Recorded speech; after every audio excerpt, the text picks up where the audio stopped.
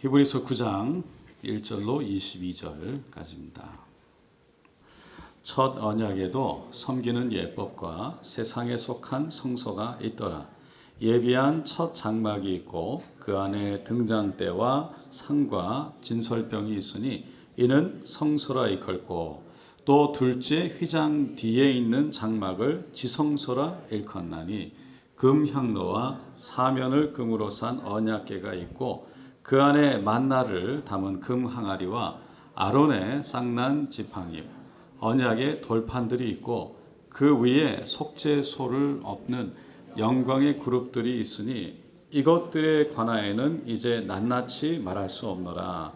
이 모든 것을 이같이 예비하였으니 제사장들이 항상 첫 장막에 들어가 섬기는 예식을 행하고 오직 둘째 장막은 대제사장이 홀로 1년에 한 번 들어가되 자기와 백성의 허물을 위하여 드리는 피 없는 아니한 성령이 이로써 보이신 것은 첫 장막이 서 있을 동안에는 성소에 들어가는 길이 아직 나타나지 아니한 것이라.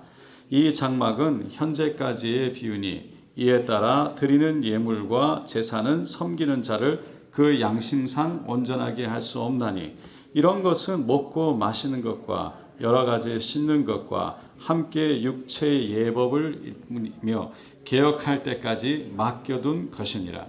그리스도께서는 장래 좋은 일에 대제사장으로 오사 손으로 짓지 아니한 것 곧 이 창조에 속하지 아니한 더 크고 온전한 장막으로 말미암아 염소와 송아지의 피로 하지 아니하고 오직 자기의 피로 영원한 속죄를 이루사 단번에 성소에 들어가셨느니라. 염소와 황소의 피 및 암송아지의 죄를 부정한 자에게 뿌려 그 육체를 정결하게 하여 거룩하게 하거든 하물며 영원하신 성령으로 말미암아 흠없는 자기를 하나님께 드린 그리스도의 피가 어찌 너희 양심을 죽은 약 생실에서 깨끗하게 하고 살아계신 하나님을 섬기게 하지 못하겠느냐. 이로 말미암아 그는 새 언약의 중보자시니 이는 첫 언약 때에 범죄한 죄에서 죽으사 부르심을 입은 자로 하여금 영원한 기업의 약속을 얻게 하려 하심이라. 유언은 유언한 자가 죽어야 되나니 유언은 그 사람이 죽은 후에야 유효한즉 유언한 자가 살아있는 동안에는 효력이 없느니라. 이러므로 첫 언약도 피 없이 세운 것이 아니니 모세가 율법대로 모든 계명을 온 백성에게 말한 후에 송아지와 염소의 피 및 물과 붉은 양털과 우슬초를 취하여 그 두루마리와 온 백성에게 뿌리며 이르되 이는 하나님이 너에게 명하신 언약의 피라 하고 또한 이와 같이 피를 장막과 섬기는 일에 쓰는 모든 그릇에 뿌렸느니라. 율법을 따라 거의 모든 물건이 피로써 정결하게 되나니 피 흘림이 없은즉 사함이 없느니라. 아멘. 오늘 저는 히브리서 9장 1절로 22절 말씀을 통해서 하나님의 은혜라는 제목으로 잠깐 은혜를 나누도록 하겠습니다. 지난주에는 우리가 히브리서 8장 한 장을 전체를 살펴보았습니다. 거기에 보면 첫 언약이 나왔고요. 그리고 새 언약이 나왔습니다. 그 첫 언약과 새 언약에 대해 살펴봤는데 첫 언약이라는 것은 출애굽기 24장에 나오는 하나님이 모세에게 주셨던 시내 산에서 모세에게 허락하셨던 언약입니다. 그래서 그 십계명에 하나님이 주신 언약, 약속인 거죠. 그 약속을 지키면 하나님이 복을 내리겠다, 구원하겠다는 은혜였어요. 근데 새 언약은 하나님의 아들이신 예수를 통해서 우리에게 주어진 언약이라고 그랬습니다. 이 두 언약 중에 새 언약이 첫 번째 언약보다 훨씬 더 뛰어나고 온전하고 더 좋은 언약이라고 했습니다. 이제 오늘 본문인 9장에서는 이 언약뿐만 아니라 제사, 하나님께 드리는 이 제사를 드리는 성소, 그 성소도 첫 언약을 통해서 주신 성소, 첫 언약을 통해서 주신 율법, 그 율법보다도 새 언약을 통해서 얻은 성소 그리고 예수 그리스도가 훨씬 더 좋다는 것을 말씀하고 있어요. 1절에 보면 첫 언약에도 섬기는 예법과 세상에 속한 성소가 있더라 라고 말합니다. 이 세상에 속한 성소라는 건 바로 하나님을 모셨던 성소예요. 그것을 우리가 읽었던 2절에서 5절까지 그 성소 그리고 그 안에 지성소 그리고 그 안에 쓰였던 제사를 위해서 쓰였던 모든 성물들을 쭉 설명합니다. 예비한 첫 장막이 있고 그 안에 등잔대와 상과 진설병 떡이 있으니 이는 성소라 일컫고 또 둘째 휘장 뒤에 그래서 그 지성소 장막을 지성소라 일컫나니 금향로와 사면을 금을 싼 언약궤가 있고 그 안에 만나를 담은 금항아리와 아론의 싹을이 난 이 지팡이와 언약의 십계명 돌판들이 있고 그 위에 속죄소를 덮는 그 언약궤 위가 속죄소예요. 영광의 그룹 천사들의 모양의 그룹이 있으니 이것들에 관하여는 이제 낱낱이 말할 수 없노라. 이제 이것에 대해서 성소에 대해서 쭉 설명하는 거예요. 성소는 우리가 아는 대로 다시 말씀드리지만 하나님이 모세에게 허락하셨던 신의 산에서 허락하셨던 십계명이라는 거예요. 그래서 그 십계명이 들어있는 그 성소는 다시 말하겠습니다. 하나님이 십계명을 주시면서 그 언약을 주시면서 하나님의 임재가 있을 수 있는 장막을 지으라고 했는데 그게 성소라는 거예요. 제사장들은 이 성소에서 규칙적으로 매일같이 촛대에 불을 밝혔고요. 향을 피우고 진설병을 세워놓고 그리고 하나님 앞에 기도했어요. 오직 1년에 한 번만 그 휘장을 지나서 지성소 안에 들어가서 그 안에 이 언약궤 위에 그 속죄소 또 다른 말로 하면 시온소 위에 바로 짐승의 피를 뿌렸던 겁니다. 그래서 백성들의 죄를 속죄했습니다. 용서를 받은 거죠.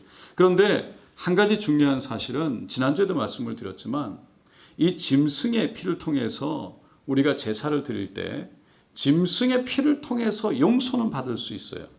그러나 하나님께 나아갈 수 있는 길은 열리진 않았어요.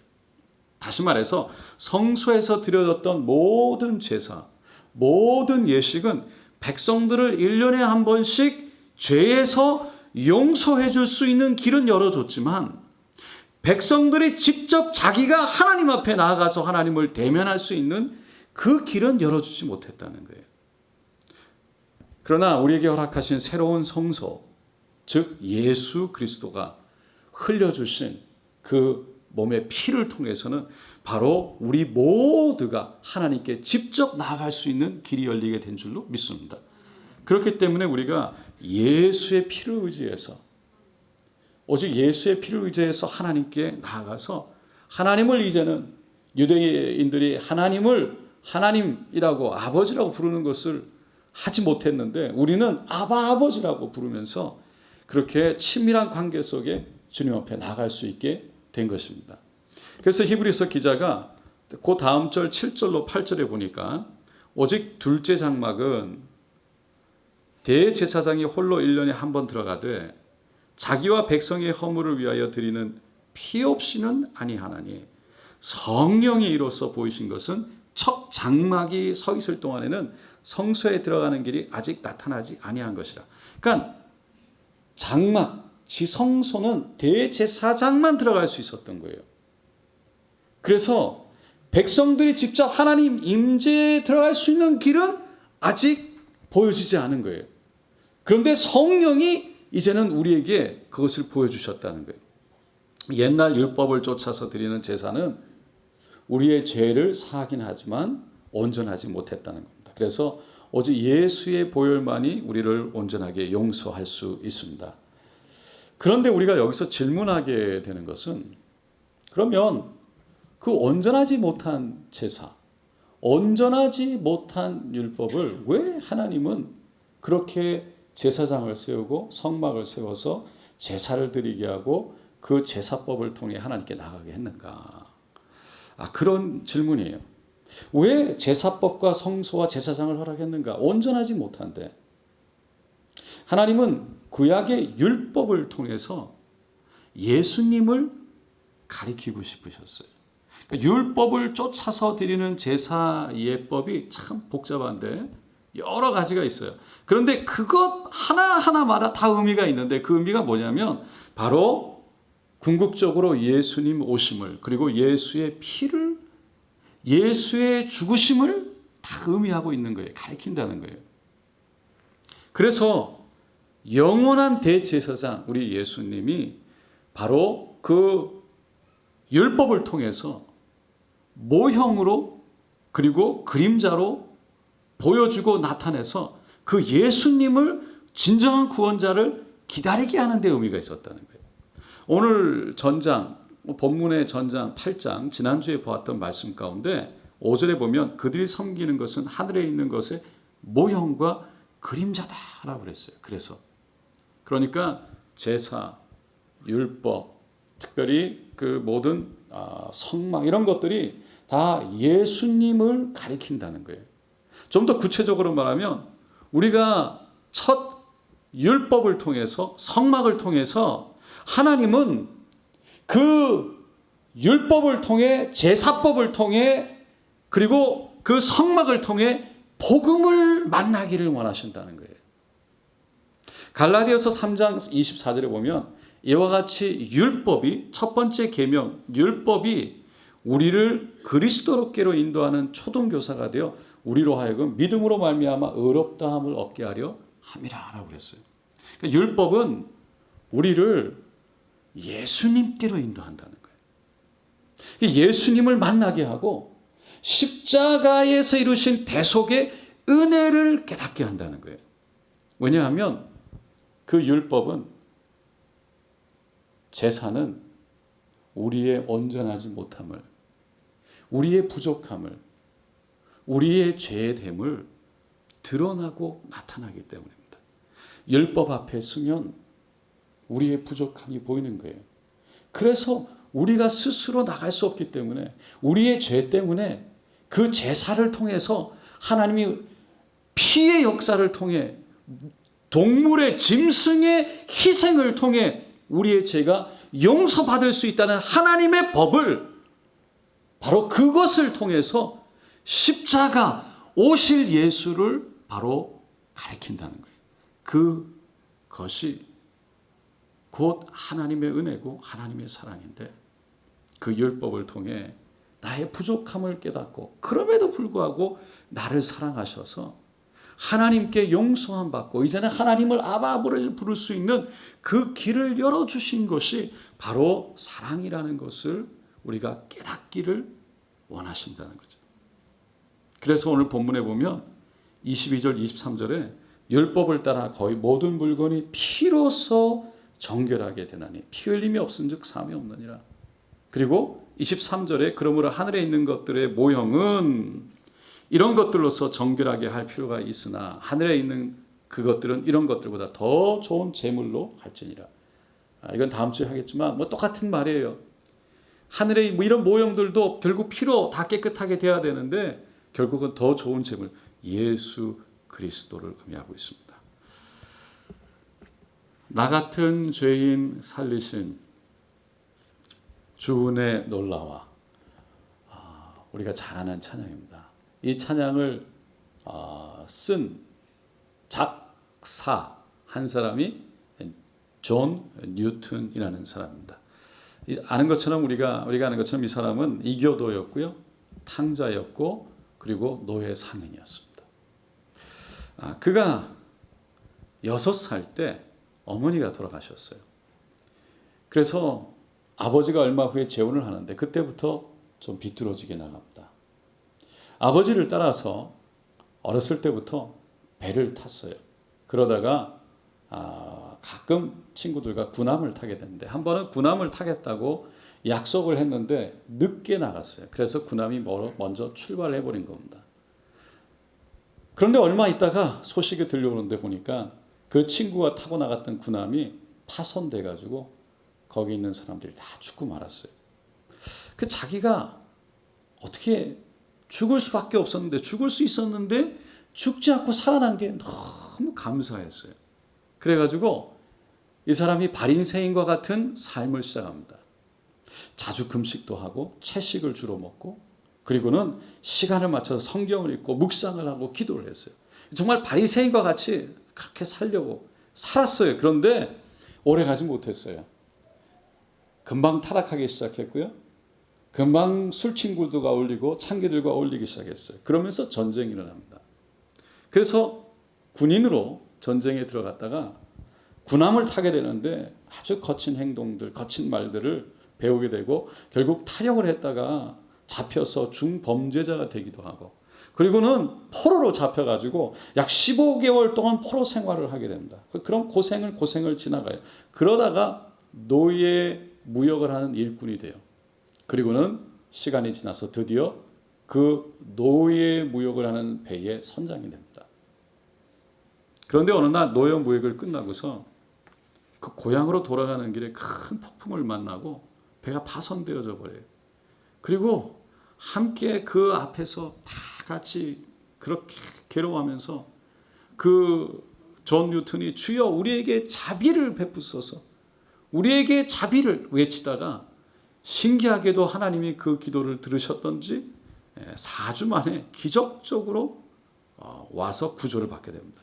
그것을 경험을 통해서 그가 하나님 앞에 삶을 드려요. 그리고는 하나님이 나의 기도를 들으신다는 것을 깨닫고 하나님 앞에 서원을 하고 노예 무역을 그만두고 하나님이 나에게 베푸신 은혜를 전하겠다고 목사가 됩니다. 그리고 43년 동안 목사로 살아가게 돼요. 나이가 80이 되었을 때 시력과 청각과 그리고 이 기억력이 현저하게 떨어지기 시작합니다.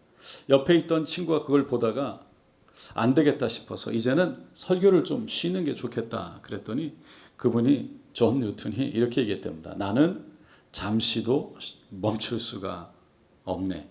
아니 어떻게 옛 아프리카의 신성모독자가 말을 할 수 있는데도 입을 다물 수 있단 말인가 라고 말하면서 결국 자신의 생애를 끝까지 복음을 전하는 데 들였다는 거예요. 그러면서 그 생애를 돌아보면서 은혜 속에 Amazing Grace 나 같은 죄인 살리신을 썼습니다. 그리고 자신의 묘비에 이렇게 적어달라고 유언했습니다. 한때 이교도였으며 탕자였고 아프리카 노예상이었던 존 뉴턴은 우리 주 예수 그리스도의 풍성하신 긍휼로 말미암아 용서받고 크게 변화되어 마침내 성직자가 되었으며 자신이 그토록 오랫동안 부인했던 바로 그 믿음을 전파하며 버킹엄에서 16년간 올리 교회에서 26년간을 섬겼다. 존 뉴턴은 복음이 자신을 어떻게 변화시켰으며 그 복음을 통해서 그 은혜로 통해서 결국은 나의 죄가 드러나서 내 삶을 하나님께 드렸다라고 고백한 거예요. 여러분 하나님의 은혜가 깨달은 만큼 자기의 죄가 깨달아진 거예요. 다시 반대로 얘기하면 자기의 죄가 깨달아진 만큼 하나님의 은혜가 깨달아지는 거예요. 2001년에 3월 4일 날 홍제동에 큰 불이 났습니다. 기억하시는 분 있을지 모르겠습니다. 그때 소방관이 6명이 죽었죠. 소방관이 아들이 죽었다고, 아들이 안에 있다고 그 소방관에게 막 살려달라고 하는 바람에 7명이 이 화염이 있는 그 건물 속으로 그 건물주가 막 이렇게 애타게 부탁하는 바람에 들어가요. 그런데 불이 너무 거세지면서 그냥 무참하게 건물이 무너집니다. 그 7명이 그냥 콘크리트 건물에 깔리게 되고 옆에 주위에 세놓은 불법 주차장 때문에 큰 차가 들어오지 못해서 결국은 250명 모든 소방관들이 그냥 손으로 콘크리트를 밤새도록 건져냈어요. 그리고 겨우 한 사람 살고 6명은 다 죽었습니다. 그거를 방송국에서 1년이 지난 후에 다큐멘터리로 제작을 해서 그 사건을 다시 재조명했어요. 그리고 알게 된 것이 순직한 소방대원들에 대한 처우를 제대로 해야 된다. 이게 목적이었는데 하다 보니까 다른 어떤 이슈를 꺼집어내게 됐어요. 뭐냐면 화제를 낸 방화범이 중학교 3학년 때부터 왕따를 당하다가 정신적으로 이상이 생겨서 결국 그 정신병원, 기도원 이런 데를 전전하다가 치료받은 경력이 있는 사람이다라고 그럽니다. 그러다가 그날도 새벽 2시에 들어왔는데 엄마하고 싸우다가 홧김에 불을 질러버린 거예요. 불이 사방에서 일어나니까 그 방화범의 어머니는 사방 밖으로 튀어나왔는데 아들이 나와 있는 줄 몰랐어요. 그런데 아들을 생각하고 아들을 살려달라고 소방관에게 붙잡고 외친 거예요. 하소연을 한 거예요. 그것 때문에 그 소방관이 아들이 안에 있는 줄 알고 7명이 들어간 거예요. 나중에 보니까 그 방화범은 밖에서 그 현장을 그냥 물끄러미 쳐다보고 있었어요. 그것을 알게 된 거예요. 그것이 나온 거예요. 그거를 보고서 국민들이 아주 혀를 차고 막 분노를 쏟아냈어요. 어떻게 저럴 수가 있냐. 저 사람 같지도 않은 인간, 짐승보다 못한 인간, 죽일 놈, 별의별 얘기들이 다 쏟아졌어요. 왜 이런 말이 쏟아졌습니까? 방화범이 그 한 사람 때문에 아내와 자식이 딸린 6명의 소방관이 희생됐고 그 사람은 자기가 아무 잘못도 안 한 것처럼 멀쩡히 밖에서 불을 구경하면서 그냥 서 있었다는 거예요. 불을 질러놓고. 그럼 우리가 한번 생각해 보게 되는 건 과연 우리는 어떤가? 가만히 생각해 봅니다. 우리는 어떤가? 우리의 죄 때문에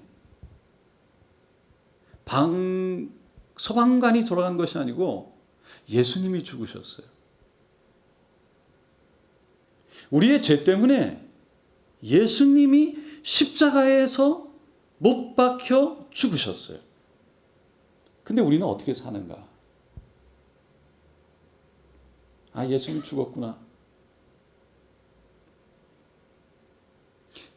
우리가 이 땅에서 하늘을 소망하며 버젓이 살아갈 수 있는 이유는 오직 하나, 예수님이 나를 대신해서 죽으셨기 때문입니다.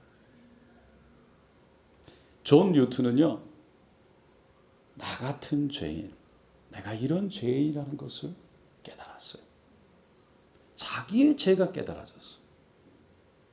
그리고 깨달아진 만큼 자기의 죄를 용서하신 그 하나님의 은혜가 깨달아졌어요.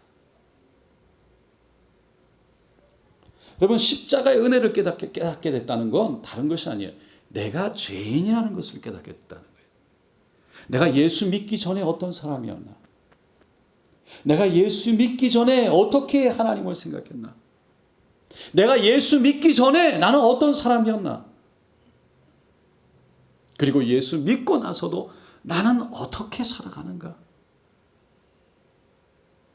예수를 믿었는데 누가 나는 의인입니다, 나는 죄를 짓지 않습니다라고 말할 수 있습니까?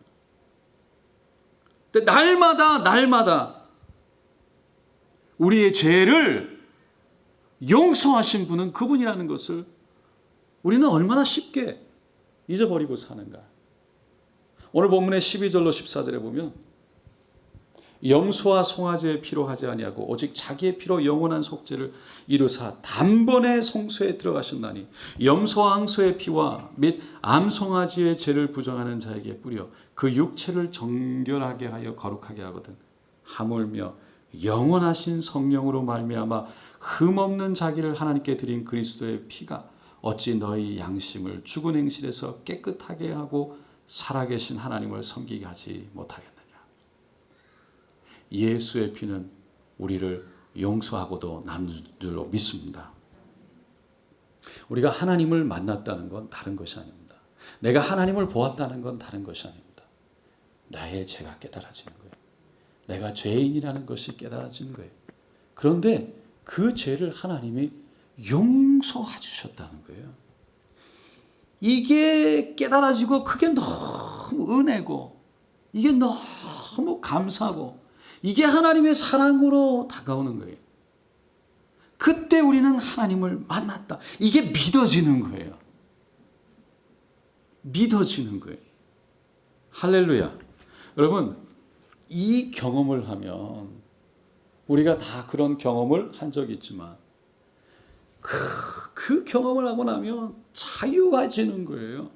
뭔지 모르는데 너무 그냥 기쁨이 흘러넘쳐요. 그게 뭡니까? 감사예요.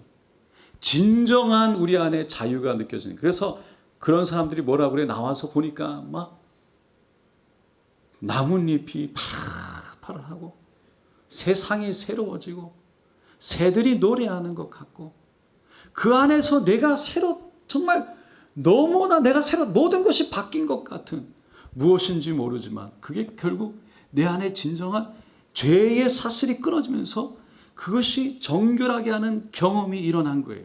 그때 하나님을 만난 거죠.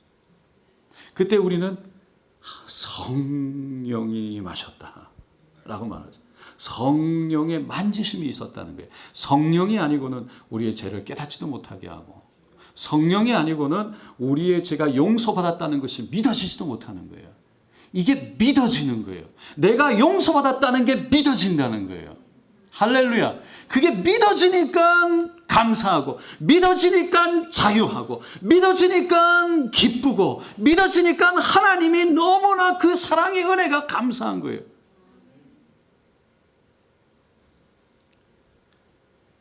성령님이 아니면 예수를 주라 고백할 수 없고 죄의 경험을 용서함의 경험을 할 수 없다. 그런데 문제는 뭐냐면 이런 경험이 일생에 가장 먼저 한 번 예수님을 만나는 그런 경험이 있어요. 그리고 성령의 충만함이 한 번 있어요. 근데 그 다음부터는 어떤 일이 일어나야 돼요? 재충만이 일어나는 거예요. 대부분의 사람이 그래서 그 경험이 너무 좋은 거예요. 그래서 하나님을 만난다라고 말하면 그런 경험을 하려고 해요. 나도 자꾸 그런 경험. 근데 여러분, 하나님을 만난다는 건 바로 다른 것이 아닙니다. 내가 용서받았다는 것을 깨닫고 고백하는 겁니다. 우리는 그 경험으로 늘 날마다 들어가려고 하는 것이 아니라 성령의 충만함으로 들어가려고 하는 것인데 그 속에는 먼저 이루어질 것이 뭐냐면 예수 안에 있으려는 사모함이 있고 두 번째는 내가 용서받았다는 것을 고백하고 믿는 거예요. 내가 그것을 늘 고백하고 그것을 믿고 내 죄가 용서받았다는 것을 하나님 앞에 감사로 나아가는 거예요. 그리고 내가 여전히 용서받은 죄인이라는 것을 잊지 말고 용서받은 죄인 그 하나님의 은혜 안에 있음을 잊지 말고 그 은혜 안에 감사로 고백하며 나가야 된다는 거죠. 이것을 위해서는 결국 성령 충만인데 그건 어떻게 이루어집니까? 믿음이 있어야 되는 거예요. 그 믿음은 고백해지고 그리고 그것을 시인하는 데 있지만 믿음은 어디서 옵니까? 들으면서 오는 것입니다. 말씀을 들으면서 오는 것입니다. 그래서 처음에 예수를 만나면 그런 놀라운 성령의 만지심의 은혜가 우리 안에 넘치고 자유함이 넘치고 그렇게 기쁘고 감사한데 예수를 믿은 지 오래되면 오래될수록 사람들은 그냥 옛날에 한번 받은 은혜로 그냥 살아가는 거예요. 그게 아니라 그것을 성령 충만을 위해서 정말 그 안에 날마다 거하기 위해서 다시 한번 내가 누구인지 내가 어떤 은혜를 받았는지 하나님의 사랑이 무엇인지를 고백하면서 결국 그 믿음 안에 있기 위해서 그래서 예수를 믿고 나서 믿음을 키우기 위해 믿음 안에 있기 위해서 말씀을 듣고 말씀 안에 있어야 된다는 거예요. 그래야 우리 안에 진정한 믿음이 들어오고 믿어지고 믿음이 와서 그때 성령 충만을 통해 하나님이 원하시는 길을 갈 수가 있다는 것입니다. 그것이 아니면 옛날에 한 옛날 경험 가지고 그 경험 가지고 나는 구원받았어. 나는 이미 다 했어.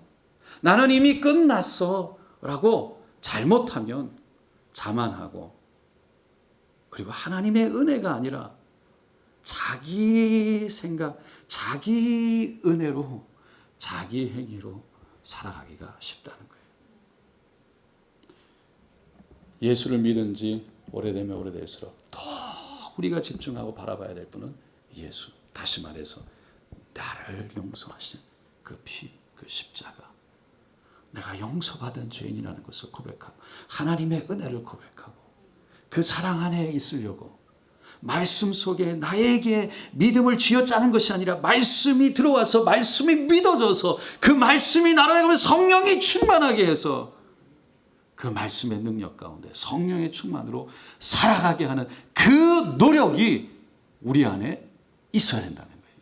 그게 예수를 믿은 사람들 그리고 오래 믿은 사람들이 가져야 할 노력해야 될 부분이에요.